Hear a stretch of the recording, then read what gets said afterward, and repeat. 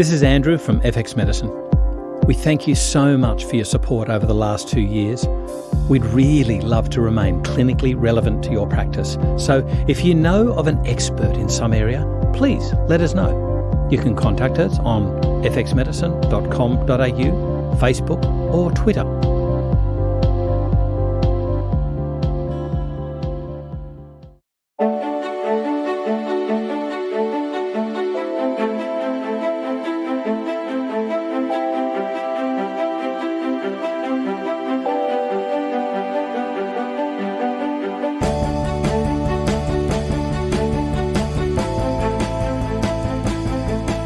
This is FX Medicine, and I'm Andrew Whitfield Cook. Joining me on the line today is Nicole Bijlsma. She's a woman of passion, and her passion lies in environmental medicine. As a result of her own infertility issues, 10 miscarriages, and noticing a strong connection between many of her patients' illnesses and their home, Nicole established the building biology industry in Australia and in 1999 founded the Australian College of Environmental Studies, a registered training organisation to educate people about the health hazards in the building environment. Nicole is an accomplished naturopath and acupuncturist of 15 years and has trained over 2,000 naturopaths at various institutions, the best-selling author of Healthy Home, Healthy Family, has published in peer-reviewed journals, past columnist for Body and Soul newspaper, that's 6 million plus readers for our listeners. She's appeared on every major television network and is regularly consulted by the media to discuss electromagnetic fields, mould and chemicals. Nicole lectures extensively throughout Australia and abroad, educating integrative GPs about environmental health issues. She has 3 young children and is currently doing her PhD on environmental chemical assessment. And for our Australasian listeners, Nicole will be a keynote speaker at this year's joint AIMA-CMA conference in September 2016 on the topic of Geomedicine, the importance of locations in clinical practice. That is a heck of a mouthful, Nicole. Welcome to FX Medicine. Thank you so much. Good to be here. Nicole, you've got a really interesting resume. Tell us about your career journey, because that was quite a bit of an upset. 10 miscarriages? Tell me about your history and what prompted you to study naturopathy in the first place. It started in year 10 and I became obsessed with cancer and figured there had to be a cure or a cause of the various cancers, and I started to look at Bernard Jensen's work in the States, who was a prominent naturopath at the time and right into colonic irrigation and diet. And it really made sense to me. So when I looked through the career guide and I saw naturopath, I thought, oh my God, that's awesome. I don't have to do pap smears and I can help patients. So I embarked in a journey in naturopathy and then in the first year I realised that for acute conditions that it probably wouldn't treat patients as well as something like Chinese medicine, which had a long history. So I then also embarked on a degree in Chinese medicine. At the time, it wasn't a degree, but then it became a degree after I finished and I upgraded my skills and went to China in 91 to do more training in acupuncture. And all this time, I started to realise as I got into practice that really what I was doing is giving a shopping bag full of stuff that patients may or may not need. A lot of them with chronic multimorbidities and chronic fatigue was becoming bread and butter by the 10 years of practice. And I realised that a lot of these patients were saying, do you think the mould is a problem, in the third or fourth consultation? But it wasn't until my husband and I moved into our new home, our first home, which was built in the 60s, and we both developed insomnia within days of moving in. I then, 12 months later, fell pregnant, then had 10 miscarriages, only to find out through my neighbour that no one had successfully had children in this home. Wow. But I started to look at how the home could affect our health and started to listen to my patients and then started walking into their homes. And I was shocked how often the house was either contributing to, exacerbating or causing many of my patients' illnesses, particularly with allergies, asthma, skin conditions, chronic fatigue syndrome, fibromyalgia. Most of these conditions are caused by something within the home. And of course, when you combine that with diet and genotype, you start to understand Pandora's box, why there's an epidemic of chronic illnesses that we're not addressing.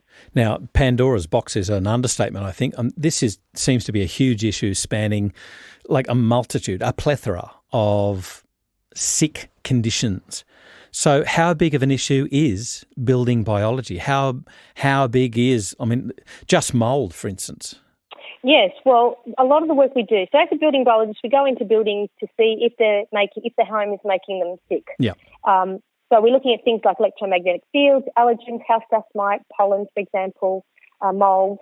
Mould and electromagnetic fields would be 90% of the work that we do. Mould particularly, now that the information is coming out as to how mould can cause not just an allergic response in susceptible individuals, but an inflammatory response in certain genotypes, we're starting to get an understanding that mould could actually be one of the most common causes of chronic fatigue syndrome, certainly in Western countries. We know that at least 1 in 3 homes in Australia are water damaged, have had a flood, drainage issue, plumbing issues, etc.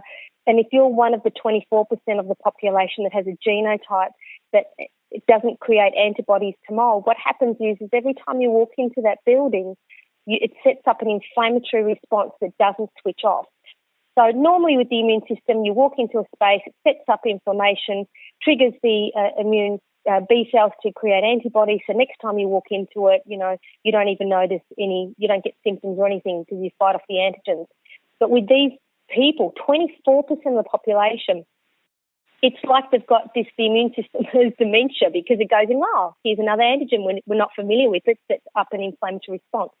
And the inflammation, when it happens in the brain, creates brain fog because you've got these inflammatory cytokines and interleukins that are creating inflammation in key parts of the brain that result in short-term memory loss, in fatigue, in missing words called anomia, where they're mid-sentence, they can't remember words of objects. Obviously, this chronic fatigue. In the periphery, the inflammation restricts the circulation in the capillaries, and that results in fibromyalgic type of symptoms, numbness, tingling, pain, muscle weakness, for example, that creates this onslaught of symptoms that is often excluded through other pathologies, and in the end, we give them the title chronic fatigue syndrome because we don't know what's going on. Yeah. And in fact, it's a chronic inflammatory response. So I guess I need to ask here because, this is such a plethora of different symptoms from, cognitive decline to fibromyalgia. So there's an immune or neurological or both, or there's a lot of span there. How do you tease apart a cause or a factor? Well, like all good natural therapists do, is they investigate. They ask lots of questions and they keep trialling different treatments and providing advice until patients start to get better. So for us, most people who come to us have gone through a plethora of different practices, lots of GPs, etc., and everything has been excluded. So then we start looking at how the house could be contributing, and we know what type of symptoms could be matched to certain types of things in the home. So if they've got a CFS diagnosis or fibromyalgia and it hasn't improved with diet, for example, then we're looking for key things like radio frequencies or electromagnetic fields. We're looking at where the router is versus their bed space, because we know radio frequencies in wireless technologies affect melatonin.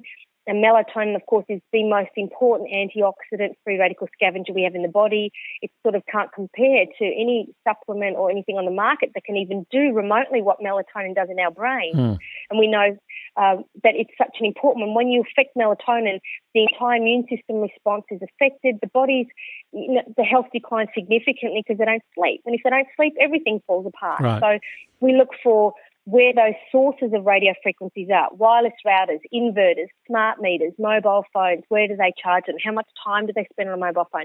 We know with this technology it increases permeability of the blood-brain barrier. So if they're using this technology regularly close to their head, then whatever chemical body burden of chemicals they have in their body is going to have a free ride into the central nervous system.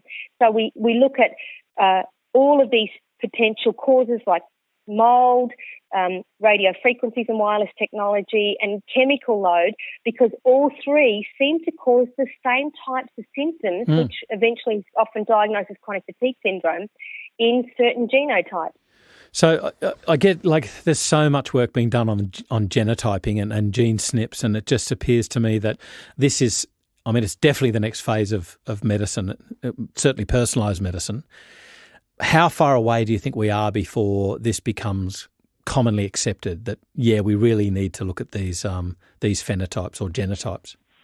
Look, I think natural therapists are normally onto it far sooner than Western medicine, so probably within 3 to... with the genomic-wide association studies, it's going to take another 5 years, I think, before we start realising. But we already know now that when it comes to environmental health-related issues, it's the SNPs in the detoxification enzymes and genes that are the predominant things that we need to look at, because a person's ability to deal with chemicals is often predetermined by what SNPs they have in their detoxification profile. So that's a really important one that we can utilise now to give us an idea of how they could be susceptible. So certain people shouldn't be wearing perfume every day because it stays in their body so much longer than, say, Joe Blow, who doesn't have these SNPs and who can metabolise, his phase 1, 2 and 3 detoxification pathways are much more efficient than people who do have these SNPs. So it really is coming to look at where are the causes, what triggers these issues in these people, and how can we implement avoidance and normal and really important educational strategies to show them these are the potential causes in the house. This is how you reduce your exposure, so that, it doesn't become an issue for you, even though you have this genotype. So given that, you may not be able to avoid these toxicants totally because we live in the 21st century, do you think, therefore, it's a case of decreasing load or improving resilience, or a combination of both? Definitely both. We have over 113 million chemicals registered for use on the world's largest database of chemical abstract service, and every 60 seconds another 20 chemicals are registered for use. Most of these have never been tested because the burden of proof is not on industry to prove that they're harmful. So it takes researchers like myself and all over the world to go, decades and generations to show, are these chemicals harmful or are they safe? And BPA is a great example because the manufacturers realised the community didn't want BPA because of its hormone disrupting potential and childhood obesity and all that sort of stuff. So they replaced it with BPS, it's been less from the same family, which is showing to be worse. It's crazy. It's nuts. So as natural therapists, what we have to do is educate people that chemicals are not regulated, that most of them have never been tested, that we need to reduce our load, that what we watch on TV to promote pesticides and air fresheners and perfumes have actually not been tested, and many of them are known hormone-disrupting chemicals that can have devastating epigenetic effects, down the pathways, down these transgenerational effects into the next generation. So we need to educate them that less is best and really start thinking about it. Why are we putting these moisturisers on our face and creams? Why don't we go back to basics like seed and nut oils and jojoba oil and things like that if we have dry skin? And if we've got dry skin, why? Is it our environments are too dry? Is it our diet's not appropriate? Is it stress? Let's really get to the cause of these conditions. And half this stuff, or more than half, that's in our shopping centres, in our beauty aisles, etc., is just rubbish that is creating and contributing to many of the chronic illnesses we see in everyday practice. Your paper, there's a term in there called pandemic idiopathic multimorbidity. Can you explain what that means? Because it seems to be that, like what you've been talking about previously, but can you just wrap that up for our listeners, what that term means? So pandemic means it's a worldwide epidemic of it's multimorbidity. So basically, idiopathic means we don't know the cause. Multimorbidities means chronic illnesses that have symptoms in various systems of the body. So it's basically a pandemic of chronic illnesses that affects, particularly in Western society, including your cardiovascular diseases and your cancers and your chronic fatigues, etc., that has become the norm for general practice and something that naturopaths have to treat all the time because it's not being addressed adequately in Western medicine. They don't have the knowledge or the skills or the training to address this because it's geared towards an acute medicine. The naturopaths are really having to, through a process of deduction and through knowledge through companies like yourself to try and upskill themselves to help these patients. But what we really need to also focus on is what's contributing or causing many of these illnesses, and that's where I found the home was a big part of the causes of many of the patients that I saw as a naturopath over the years. So that's why I started to look into that. So this would obviously include the sick building syndrome, which it becomes a legal conundrum. How do you approach this from, let's say a family have bought a home and then there turns out to be, let's say it's a mold problem. Is that just buyer beware, caveat emptor, and you're stuck with it, so it's up to you to fix it? Or is there recourse for these people? Unfortunately, there's not.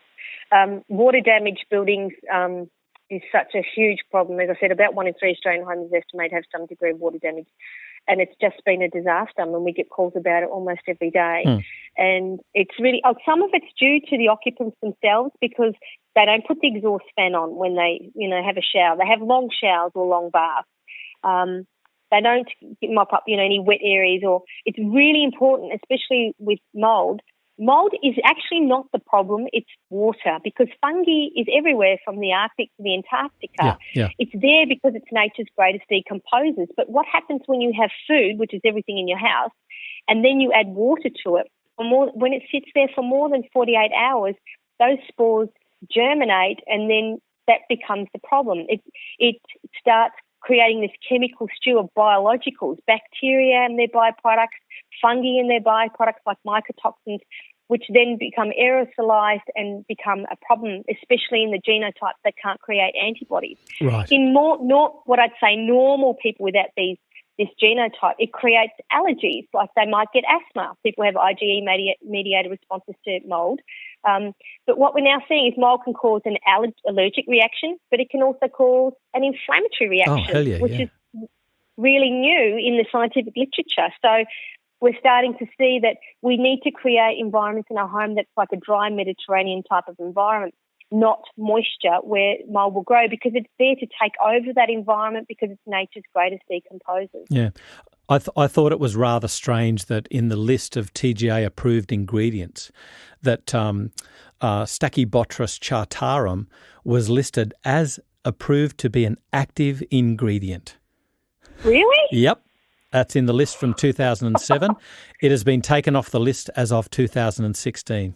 Wow. It got a lot of publicity with the Cleveland study in the US about 15 years ago when these 9 babies died from what they later discovered was inhalation of the spores from Stachybotrys. And did it give them pulmonary fibrosis? Is that what they died from? Yes, and bleeding. Yes, and bleeding, that's right. Yeah.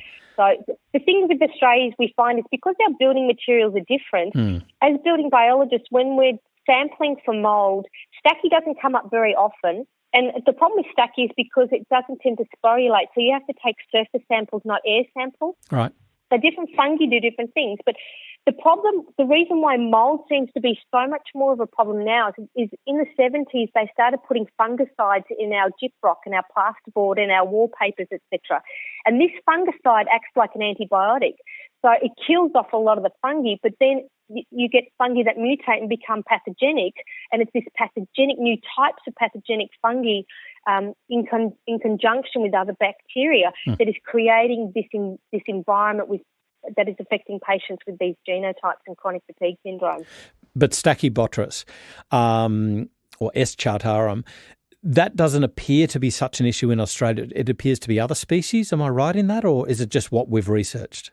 Yes, you do find Stachy occasionally, but you're normally looking like the entire wall has been affected. It's long-term water damage because in mould, what we look at when we're testing is the water activity. Yeah, right. So certain fungi need Stachy needs a lot of water activity over a very, very long time. So you don't go into a house that's recently been water damaged for the last 2 months and expect to find Stachy, but you would in a house that's had water issues for years. Right. So the timing of the water damage tells us potentially which fungi are likely to be there. However, what we are finding is that it's the chemical stew of not just the fungi, but the bacteria. Bacteria multiply in moisture, and the toxins that are created from that can be very damaging to patients, to anybody really, but particularly to these people who can't create antibodies to these antigens. And obviously something that's extensively mould damage, you should be replacing that material just wholesale. But where it can't be, or where it might be a small, discrete area, how do we treat it? Okay, so according to the leading authority on mould remediation, the IICRC R520, which was published in 2015, you should, if it's a small area less than the size of a piece of paper, you would normally use something like a microfiber cloth and then wipe it down. That should be sufficient. Often, however, though, if you find that the mould has infiltrated, the fungi have infiltrated into the wall, then you might need to bleach it to get rid of the staining, but of course that won't kill the mould. You don't want to kill mould because 75% of mould spores are dead anyway, or fungi can't create spores. So the key to mould is always the moisture. Right. For small areas, a bit of vinegar, 80% vinegar to a 20% water solution is sufficient. But the reality is in mould remediation, what you want to do is to actually remove it, and that's where microfiber cloths are important. If the area extends more than the size of a door, according to the NIOSH standard, you should really get a building biologist to test it and a mould remediator to address it. So depending what they can do is, what you find is some of the worst times I've ever been in, I couldn't see mould, I couldn't smell it. And when I got the results back from the air samples, it was so toxic I should have gone in there with a full face respirator and a Tyvek suit. And it was basically coming from the subfloor where the return air hadn't been put properly into the return air section, the ductwork. And because they had some water damage under the house, all the mould from the soil was coming up through the air conditioning, the ducted vents, and right into the house and contaminated every single surface, every book, every piece of clothes, etc. Wow. So it was a real problem. Yeah, I've got a couple of friends who do air sampling for building sites and industrial areas. And it just seems to me that, if there's this chronic, as you say, this idiopathic multimorbidity issue, people just aren't right. Maybe they should be looking at sampling. But so I've got to ask about expense. How is it reasonable for, a patient to do this, or is it really restricted to industrial type testing? How expensive is testing? Testing, all right. So you're looking at about $500 for a building biologist to come in. They'll spend 3 to 4 hours plus write a report about what's going on. Yep. They will use a thermal camera to identify potential thermal differences, which may or may not pick up moisture. Mm-hmm. So that gives us an idea where it could be. We'll use a moisture meter to actually detect moisture in various building materials, and that tells us where the moisture potentially could be coming from. Because ultimately, if we don't address where the moisture is coming from, then, everything else is going to be a waste of time. Yeah, that's right. And then we'll document that using a moisture mapping tool. We'll then take potentially sampling. Samples are expensive because, sending stuff to the lab, air samples are about $150 each, surface samples are about $150 each. So what we're finding now is we're using a lot of what we call ERMI, which is doing a sampling of the house dust in carpet in the bedroom and in the living space, sending it to the US, and it's able to give us pretty much an idea of all the types of fungi that have ever been in that house that's collected in the house dust, and determining whether and comparing it to healthy homes. Yeah. So this is a fantastic tool to use for anyone with asthma or chronic fatigue or chronic illnesses who's thinking about moving into a home. They can get this dust sampled, and it costs about $300 or so. And it will tell them, how healthy or not that house is versus other homes that are water damaged. Oh, I guess from, when you're talking about a chronically sick person who's probably, visited everybody and gotten little result or not complete result, that that sort of amount is quite worthwhile. That's not unheard of, considering some of the costs I've heard thrown around for various treatments. So. Yeah, absolutely. I mean, most people who come to us have spent thousands on their health. Some of them have even gone to the States to try and figure out what's wrong. Now, of course, this is just the testing side of things. I mean, if you don't get to the cause, it doesn't matter what you do or how you treat the patient, as long as they're exposed to inhaled allergens like this or creating this inflammatory response, they're never going to get better. One of the most useful tests I actually found to use as a naturopath was the VCS test, V for Victor, C for Cat, S for Sam, test.com. It's free, it's online, and it's a visual contrast test. So it doesn't look at visual acuity, it looks at visual contrast. And how people respond to that can tell us whether, A, they're chemically sensitive and or they're likely to be this type of genotype. So it's just a good screening test. It's not definitive, but it helps me determine before I go to their house whether they could have some form of chemical in their central nervous system or some type of biotoxin if they come up positive on this test. So the VCS test, I think we'll put that website up on fxmedicine.com.au for our listeners. That's a really important thing. That's really interesting, that one. Yeah, and it only takes about 10 minutes max. What we find is once the house is remediated through an accredited mould remediator, we'll then go in and test. And we often find patients come up negative on that test as they improve. So as their health improves, we find this test is a great screen to see how well they're going in terms of their exposure to these things. It was initially developed by the US EPA in pilots for chemical exposures and things like this. Yeah, oh, you're talking crop dusters and things like that. Yeah. Yeah. Yep. Now, there's a question that I'm sorry, this is out of sync a little bit, but I should have asked this a little bit earlier because it was relevant for when you were talking about one chemicals and these chemicals haven't been tested. When people do a toxicology test, that's only in isolation, isn't it? That's not to do with combination of, let's say, persistent organochlorine pesticides, the POPs. So it's not to do with when they're in concert with each other. But there's also a thing called the NOAEL, the No Observable Adverse Effect Limit. So what are the pitfalls of assessing one chemical's safety, and then you publish that and everybody says, oh, it's safe, versus the host of chemicals that we see, for instance, in the home, in real life? Like, where do you get this sort of synergy? It's almost like a sinister synergy, isn't it?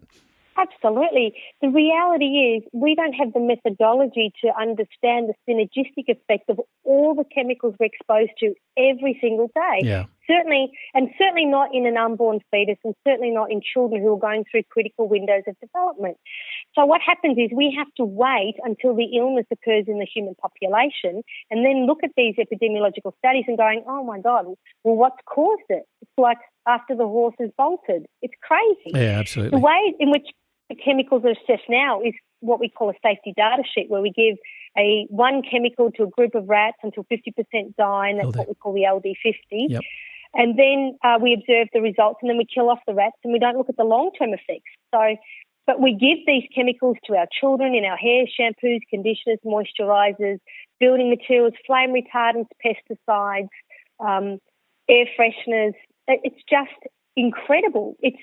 The whole industry has run amok because it's about capitalist society, being dividends for shareholders, industry not required to test their chemicals to prove they're safe. So we put it on the supermarket shelf and consumers think that it's been tested, but it never has. And that's because you're worth it. Exactly right. Bam, and your health is gone. But when I say you're worth it, I'll just want to read this quote from a paper.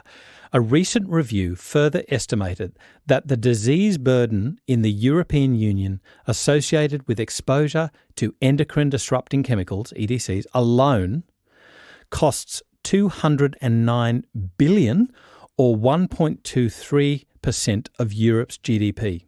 So I've got to ask the question, if you're worth it, why aren't governments more concerned with toxicity from EDCs and POPs and things like that? If this is such a cost, that's a huge saving. Exactly.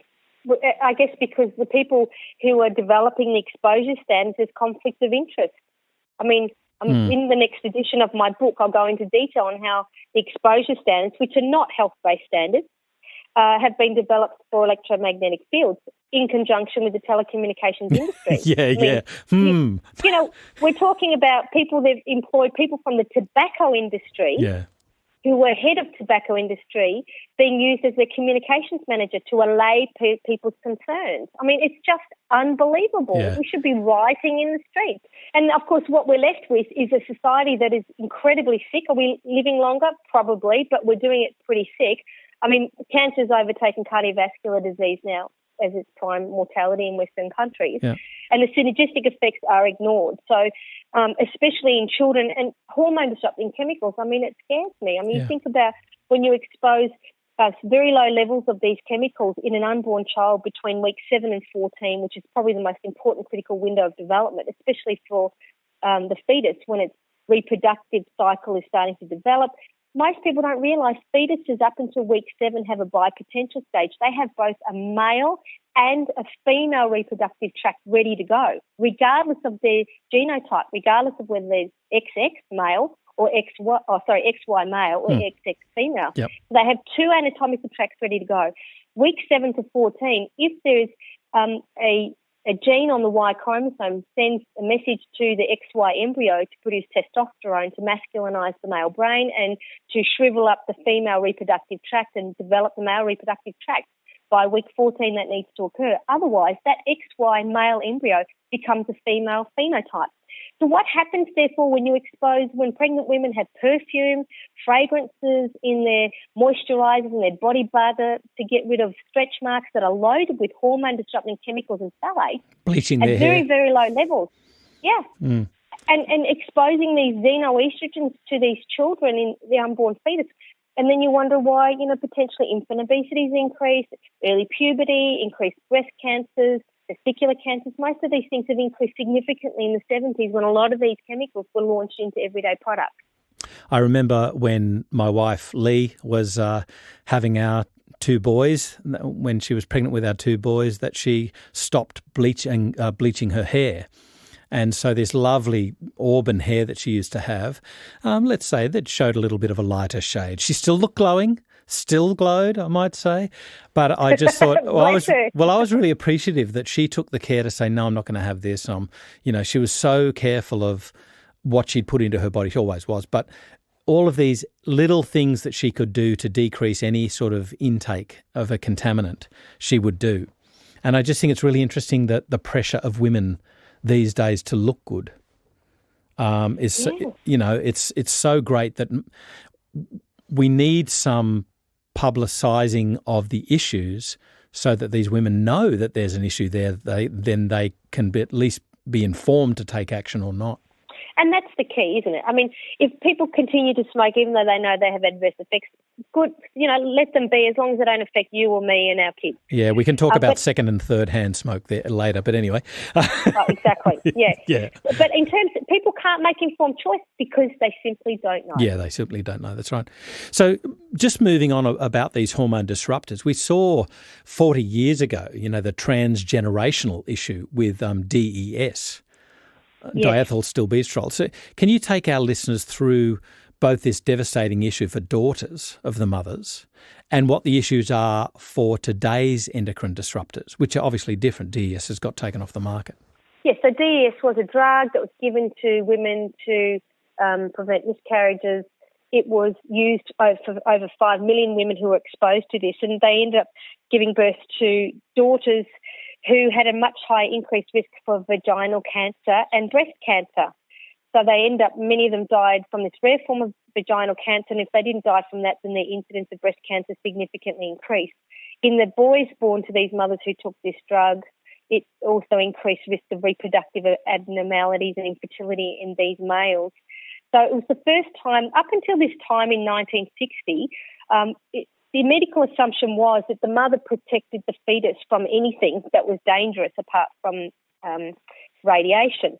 But of course, 2 years after that, we had thalidomide and realised that even though the mother looked well and she could take thalidomide, that in fact it had devastating impacts because of the missing limbs and psychomelia in the children who were born to women who took thalidomide. So within 2 years, we realised that taking drugs may not affect the mother, but it could have devastating consequences on the unborn fetus and the development later on in their life. Now, since then, we've realised that there are over 1,000 hormone-disrupting chemicals in everyday products, mainly in food packaging, plastics, definitely your PVC, polystyrene, polycarbonate plastics are the big ones. You've got them in phthalates in perfume. So perfume, to me, is like asbestos. It's probably one of the most toxic chemicals, apart from pesticides, that people can be exposed to. perfume, about 70% of perfumes contain phthalates, according to the Wow. Environmental Working Group. And that alone, anything that says fragrance or pasta or perfume, I think should be avoided of any woman or man of reproductive age, because many of these are persistent organic pollutants that can stay in the fat tissue forever. And when a woman gets pregnant, she passes her load to the fetus. And when she breastfeeds, because breast milk is primarily fat, that's where all the fat-loving toxins go. So they've actually said, Neil Skackerback, one of the leading researchers on hormone disrupting chemicals, said the most effective way for a woman to reduce her chemical load is to get pregnant, pass it on to a fetus in the placenta, and breastfeed as long as she can and pass it on to them that way. That is how bad the situation is. Whoa. So this is why reproductive, when I went through naturopathy in the early 90s and I finished, preconceptive care was 6 months. Now it's like it starts at your grandmother. Yeah, that's amazing. Because when you're pregnant, especially if you have a female fetus, female daughter, by week 14 of the pregnancy, she has all her eggs for her children ready to go. So whatever the mother's exposed to will not only affect her daughter, but it affects her daughter's children as well. Yeah. And these are the transgenerational effects that we're starting to see. And the epigenetic effects of these subtle chemicals in critical windows of development can be devastating, as we're starting to see with these epidemics and pandemics of idiopathic multimorbidity.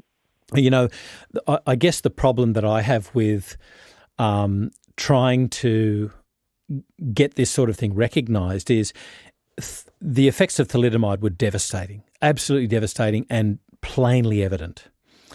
The effects of DES were not so evident, and that's detective work to try and find that. It wasn't the mothers that had the problem, but the daughters of the mothers. That's incredible detective work, and would have taken some, discovery. Try and uncover something like the effects of a host of chemicals, or let's say 3 chemicals working together, where you get not one but a synergistic effect. So instead of, say, times 3, you'll get a times 30 or times 300 effect. Trying to do that would be, I don't know how anybody would pull it apart, particularly when there's financial interest involved in the use of these chemicals. So how do you get somebody to actually tease apart, yes, or we're seeing an effect from that? You can't. What you have to do is you have to reduce the load and educate the patient to why less is best. Yeah. You have to support liver detoxification. You have to support elimination, but avoidance is the key. I've just interviewed almost 20 GPs as part of my research to see how they deal with environmental chemicals. And the reality is it's not viable, and even the lab, there's not even the labs there to quantify every chemical, the hundreds of chemicals in our bodies. I mean, the NAME study, the National Health and Nutritional Examination Survey, which is the largest biomonitoring study in the US, in the world that's happening in the US, there are hundreds of chemicals they're finding in all of us all the time. So we can't quantify it, and the cost of quantifying it is not viable. The labs aren't there, the tests aren't available, etc. And the reality is, would it change the outcome? Probably not, because we should be avoiding it, and we need to support liver detoxification and elimination and go back to the naturopathic common sense. I asked Dr. Mark Donahoe about how do we measure for, pesticide residues and POPs and things like that. And he said, well, seeing as a lot of these newer ones are more water soluble, that you can't measure them directly. You have to then measure the effects. So is this, to me, that seems to me the perfect crime, if you like, for these chemical manufacturers to say, no, it's not ours, not a problem. So how do you... Yeah, how do you measure the effects? Well, you look at the DNA adducts. So it's like a signature left by the chemical in the body, and that's done through these DNA adducts. And there are companies, labs around the world, they're primarily based in England, that can do this, but they're so overloaded that they're not even taking on a lot of the tests that our GPs are sending, because there's just so much work to do this. So DNA adducts is like an imprint of the chemical that provides a signature that chemical has been there, because, yes, he's right, especially with phthalates, it has a short half-life of about 72 hours or so. So what we do know is that all of us have many chemicals in our body, and by taking a simple survey, we're able to determine how big that toxic load is, But I think what we really need to focus on is acknowledge we know it's there, so let's educate the patient why slathering themselves full of creams on their skin that are get into the systemic circulation and have to get through liver detoxification and burden their alimentary organs. We really need to think twice about that. Think about organic foods, at least for the foods that are high in pesticide load, like your apples and your pears and your berries, etc., if you can't afford to go completely organic, because that can have a significant impact in reducing chemical load. Perfumes, pesticides, having a non-chemical form of pest management in the home, fly screen, shut the doors, don't keep food lying around, don't have water lying around, clean your pet bowls regularly. It's so simple. This is the irony with my work that I do. It's so simple. Knowledge and education is what we need to do to encourage people to avoid most of these contaminants and open up their windows and doors, promote ventilation, and, not get sucked in by a lot of the propaganda and the ads that we see in the media. Yeah, the Dettol generation. We're now realising, in terms of chemical exposures and detoxification happens in the epithelial cells and on the skin. Pseudomonas, Micrococcus, etc., Staphylococcus, they actually start transmuting cigarette smoke before it gets to your skin. So we're finding now the microbiome is such a key player here because it's involved in detoxification before it even gets into the liver in the first place. Nicole, can I ask you to maybe do another podcast with us to take us through detoxification issues, because that in itself is a subject. That in itself is a whole podcast. It's so involved. Would you be available if we did another podcast on this? Sure. I'd love to do that. I'd love to delve into this further. And I've got to say, I think for anybody, any practitioner out there who's seeing this sort of thing and maybe, seeing these sorts of clinical pictures in patients, they should really be attending that joint AIMA CMA conference talk because this is in September 2016, so we haven't got a lot of time. Where is that, by the way? That's in Melbourne, right? Sydney. It's held at Sydney at Sofitel. Sydney Sofitel? Yep.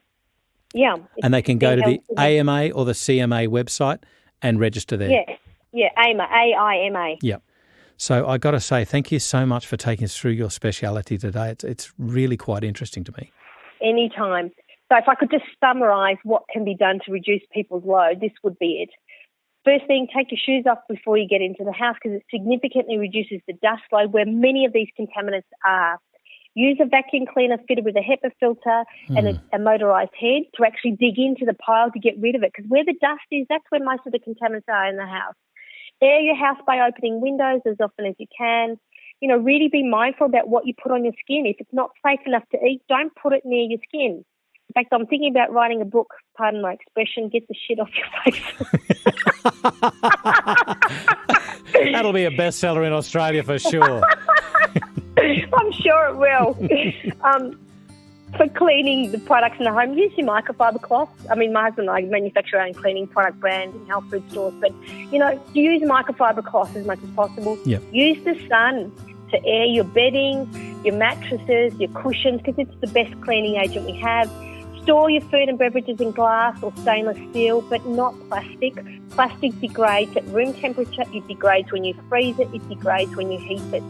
Avoid air fresheners, pesticides and artificial fragrances and perfume as they're toxic, and keep electrical appliances at least a metre away from where you spend time, especially your bed. Yep. As for drinking water, well, we'll leave that to another time because I could spend hours on drinking water. Thanks so much for taking us through your expertise, Nicole, and we will pick this up in a second podcast later on. Thanks so much, Andrew. Pleasure to be on. This is FX Medicine. I'm Andrew Whitfield Cook.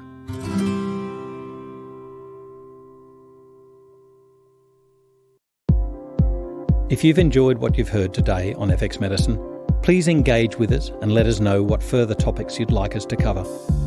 You can get in contact with us through our website fxmedicine.com.au or look for FX Medicine in your favourite social media platform.